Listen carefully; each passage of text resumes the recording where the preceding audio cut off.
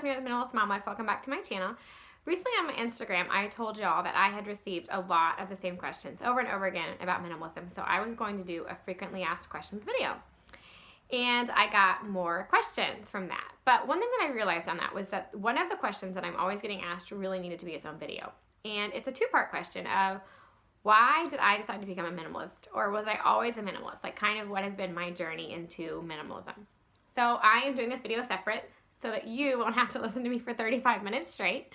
And it's going to be a chatty, rambly video. There's not going to be any, hopefully it will make sense, but there's not going to be any points to it. I'm just going to kind of share my life in trying to pursue simple living and minimalism. So let's start off with being an adult. As a child, obviously I had lots of stuff, you know, I was a kid. But when did I really kind of consciously realize I didn't like to have a lot of stuff around? I never had a ton, I would say. So when I went off to college at 18, I went to a college that was 6.5 hours away from where my parents lived. And you know, you live in a dorm, you're not going to have a ton of stuff. And my parents did not buy lots of stuff for my dorm room. That was not something my parents did. So I had, you know, kind of the basics. And became an RA 6 months after going to college. And that first semester, I remember the person that's in charge of like all the RAs asked if they could use my room as a showroom because it wasn't cluttered. There wasn't very much in it. It was always very neat. And I've always liked things to be clean like that. Like I don't want to see a lot of clutter. I don't want to see a lot of stuff in my space. Of course, I don't care if I go to somebody else's house and they can have something on every single wall. Like I enjoy going to places like Cracker Barrel. Like I don't mind that kind of stuff. But in my own space, I've always liked it to be neat and not to have a ton of visual clutter. Like that's always something that's maybe like a pet peeve of mine. I like tidy spaces. So I remember people remarking then, and I was 18 then, about like, you know, how I didn't have a ton of stuff. But never, I don't even know if I'd ever even heard of the term minimalism, and that was way before Marie Kondo's The Magical Art of Tidying Up and all of that stuff. So back then, I think it was just like, you shouldn't have a ton of stuff. And then I graduate college, and I get my first big girl apartment and my big girl job in a different part of Texas. And I remember the first time I had people over, somebody saying, well, where's all the rest of your stuff? And I was like, almost offended by it. Like, do I need to have more stuff? Like, I feel like my apartment looks nice. But even then, I knew more stuff was not a priority to me. Like, I didn't want to go buy decorations and stuff just for the sake of having stuff. I didn't want to put things on the wall just because there was a blank wall and it supposedly needed something there. I liked the way my apartment felt. To me, it felt good. To me, it felt homey and warm, but it wasn't cluttered and it was very easy to keep clean. And I also knew, I've always been on a budget, that affording stuff wasn't something I could do right then if I wanted to do the other things that were more important to me. That year, or the year after that, I went on 2 mission trips, and that year I traveled some too, and so I knew that those things cost money. I needed to save up money for that, and so beyond the basics, furnishing my home wasn't a huge deal to me. I felt like it was decorated pretty enough, but stuff was not a big priority. So again, still then, not thinking, oh, I'm a minimalist or anything. I just wanted a tidy apartment, and my priority was to go places and not to buy stuff. Then a couple years after that, Jason and I get married, and he has already accepted a ministry position in South Carolina, and so I will be moving with him after we get married. And we didn't register for a lot of stuff because we had both already been on our own. So some of the basic stuff we already had, and we knew we were moving into a 1-bedroom apartment in South Carolina that, get this, cost under $600 a month in rent. It was so cheap. But it was a nice enough apartment, and it was very small. But it was just the two of us. We actually did end up fostering one child while we were there, but we knew that at that cost, we could save a lot of money because we'd both be working, and we could just really pack away savings during that year that we were renting. So it was worth it to us. But again, if we're moving to a small apartment, we knew that we couldn't have a lot of stuff. We didn't want stuff jam-packed everywhere, so we just had to limit the amount of things that we had. So we did, and Jason got rid of a lot of stuff before he moved there, and I got rid of some stuff too before we moved in together. And again, didn't register for a lot of stuff, got a lot of gift cards, and that came in really handy. So we live in that 1-bedroom apartment, and then we did end up eventually buying our first house in South Carolina, but we didn't go out and furnish it with a ton of stuff. We bought, I remember, like a used dining room table that I still really loved, that table, and we sold it for the same thing we bought it for, like a year after we bought it. So we bought a couple things, but we didn't like move into a 3-bedroom house from a 1-bedroom apartment and try and fill everything. Like, we had empty rooms until we got foster kids and needed to have like beds and stuff for them. And then the room that was going to be Martin's nursery stood empty until we got the crib for that. We didn't go in and say everything has to have something right away because, again, that was not our priority. We traveled that year quite a bit again. So we knew financially we wanted to save a lot of money during that year, and we also wanted to spend some time traveling before we had kids. And so we did a baby moon to Washington, D.C., then we did a trip to Europe, went to Ukraine and Slovenia and Austria and Croatia. And so we wanted to do those things instead of spending money on stuff. And I remember often when people would come to that house, because we hosted a lot, that they would comment on it not being full of stuff. And then when we showed that house to sell it, I remember the real estate agent was like, oh, wow, did you already like put stuff away, getting ready to make it so you could show it? And I was like, no, this is just our house. So then we have Martin, our first child, and that's when I think I really began to hear the word minimalism and minimalist and kind of that title thrown around at me. The first time I ever heard it was somebody came over to our apartment for a play date, and they were seeing how many toys we had for Martin, and I think he was like maybe 8 months old at the time. And they were like, well, where are the rest of the toys? And then I think she said that you must be like a minimalist or something. And I had begun reading blogs then, and I had started a blog at that point because I wanted to keep in touch with all of our friends and family in Texas and friends in South Carolina. And so as I was reading blogs, I think that's when, sometime around that, The Magical Art of Tidying Up and stuff was getting popular. I've still never read that book, and I don't intend to. But that kind of became more of a thing. And I would hear that as I would post stuff about our house on my blog at that time that was not Minimalist Mom Life. I would hear people saying, oh, you're like a minimalist and stuff. And like, where's the rest of your stuff? Or how did you declutter the toys? But I hadn't decluttered the toys. We just never had really had more. We had never asked for toys for parties and stuff like that. And neither one of our parents they buy their grandkids stuff, but they're not crazy, like always buying toys. And so if we didn't buy stuff for Martin, he didn't get a ton of it anyway, so we didn't have a ton. So that's life in our apartment here, and then we move into our house, and you guys have seen a house tour of my house and what it's like. But it was around that time that I really began kind of searching, well, what is this whole minimalist thing? And is that really me, or do I just not have a lot of stuff? Because I felt like it was intentional that I didn't have a lot of stuff, but not so much from this, like, stuff's overwhelming me, I'm going to get rid of everything, but more from a perspective of what's important to me, and it just wasn't stuff. Because here's what is important to me, and here's why minimalism does really work for me, and why now I can say it has worked for me all of this time. And that is because, number one, I want to strive for contentment. I want really and truly to be content in the Lord, and to not always have to have new, to not always have to have better, to not always have to have more. I don't want that. I don't want my striving in life to be this like more. And that includes traveling. I don't want my whole life to be about the next trip that I'm going to go on, or the next house that we're going to get, or the next new car. I want to enjoy what I already have. I want to be very grateful and very joyful in the Lord and know He has already provided more than I could ever ask for. And my salvation alone in Jesus Christ is what's ultimate for me. And this world is temporal.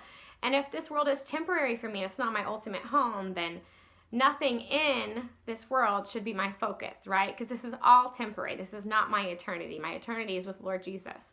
So that needs to be my focus and not stuff. And the second thing, if you even need a second thing from there, is because I wanted to be doing well with my money. I started listening to Dave Ramsey when I was about 20.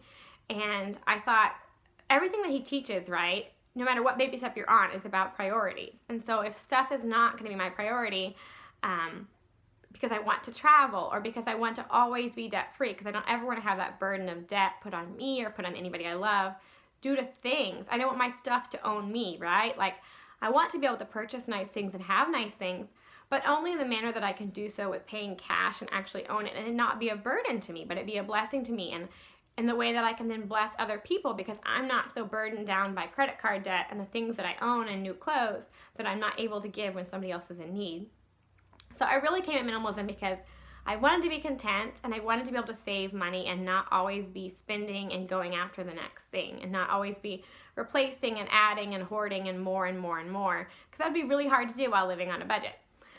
So I came at it from the budgeting perspective too. I think minimalism and debt-free living can go hand in hand. Yes, you can get out of debt and live debt-free and still buy new stuff, absolutely, but you're going to have to make more money.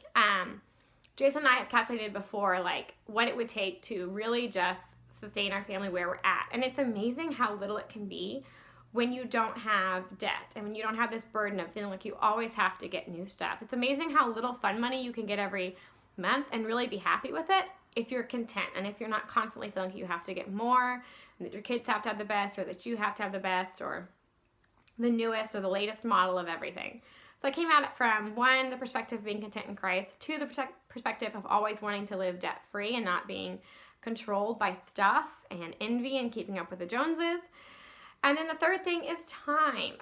Especially after having children, I want my time to be with my kids and with my husband, and not just my time, but my energy. So I don't want to be organizing things all the time. I don't want to be picking up 1,000 toys all the time. I don't want to be overwhelmed in the morning by my kitchen. I don't want to be overwhelmed when I go to get ready in the morning and I have so much makeup and I have so many options in my bathroom and it's just all a gigantic mess to get to what I really want to.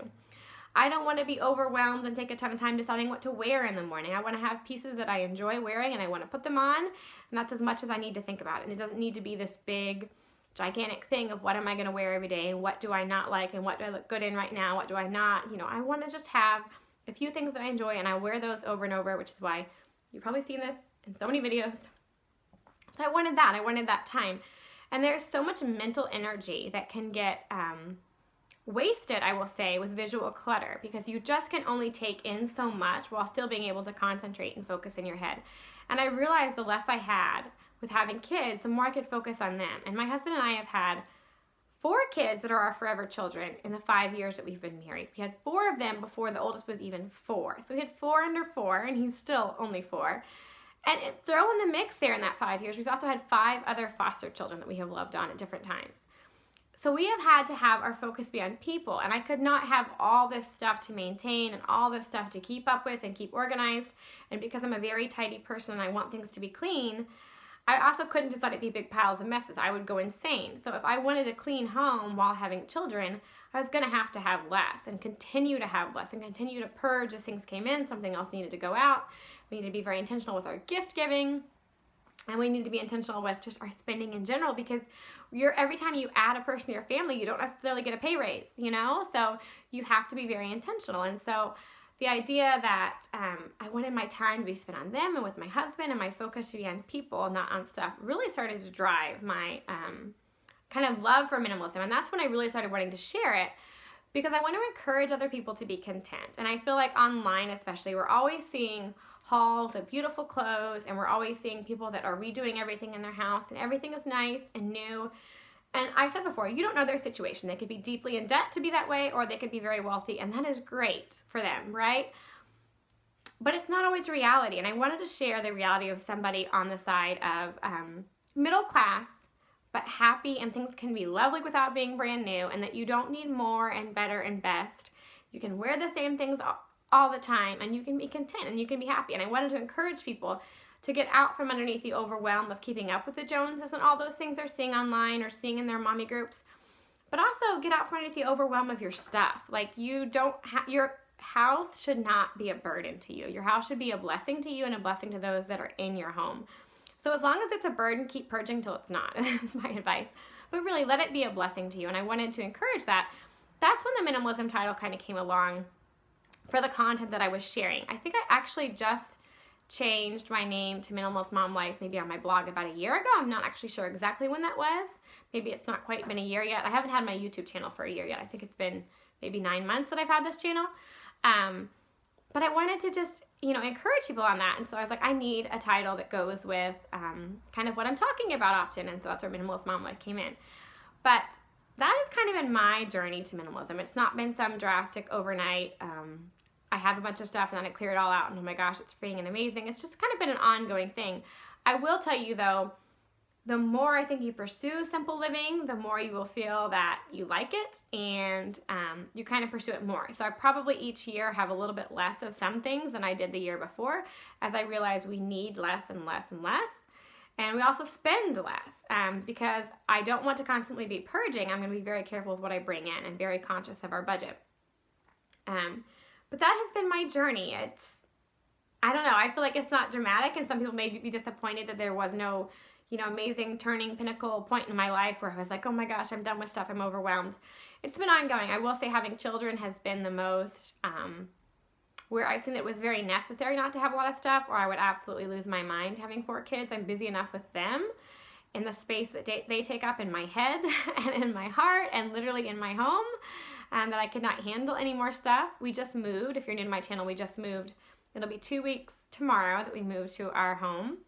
And when I moved, I was able to pack our whole house in under an hour and a half. And yet, during that process, I thought I would like to get rid of half this stuff just to not have to pack it. And it was stuff we needed. It was like stuff in your kitchen, like plates and stuff. But again, that reminded me how much stuff can weigh on you, and you just don't need that much. You just really don't. And so it's an ongoing process. I will forever be purging things, and we'll forever be in different seasons. We won't always need a crib in our house. That won't always be in our home. But that has been what it has been like for me these past few years, and I would love to hear where you are on your minimalism journey, or if you're not interested in it at all, that's fine too. If you just think these videos are interesting but it's not for you, that's okay. But if you are simplifying, be encouraged that it is, like everybody says about dieting, it's a journey. It's not a one-time thing that you purge a room and then you never look at it again to purge. It's an ongoing thing of realizing how much you need, finding contentment in what you already have so you're not constantly bringing things in. And like I said a million times, that goes right along with budgeting. So my next video will probably be a budgeting video. But I hope you guys enjoyed this. And if you did, stick around for my next video, and I will talk to y'all in the comments down below. Have a great day.